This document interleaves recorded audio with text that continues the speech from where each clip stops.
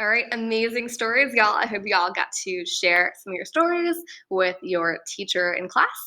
Our other objective we're going to learn today is examining the difference between the familiar and the frightening. So what is familiar? What is frightening? So familiar, these are things that we do every day. I personally love that the word family is kind of in that word familiar because that just makes me think of like something I do every day, right? Something that's really comforting to me. Whereas frightening, we know that's something that is going to make our heart skip a beat, right? Something that's going to be really, really scary to us, okay, if we saw it walking down the street.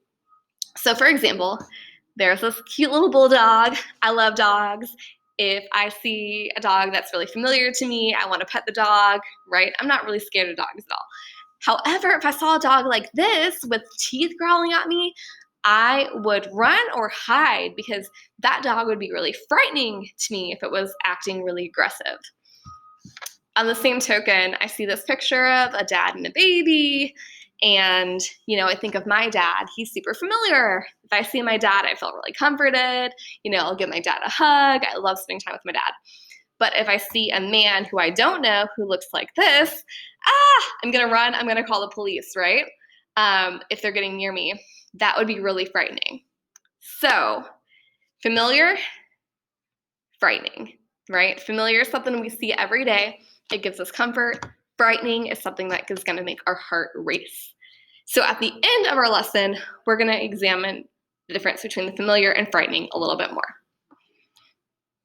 Now, for the next part, we are going to read Number the Stars, Chapter 6. So advisors, you can kind of choose how you want to do this. I printed out packets for the advisors who are on campus. So if y'all want to do a read aloud and have your scholars annotate, just go ahead and read the whole Chapter 6 and follow my notes.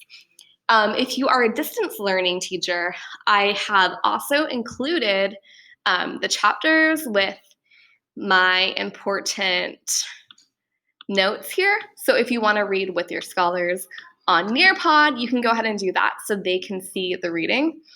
Okay, I'm gonna go a little bit further. And then y'all can discuss and follow the discussion questions as well. So go ahead and do that, and then I will see y'all in the next video.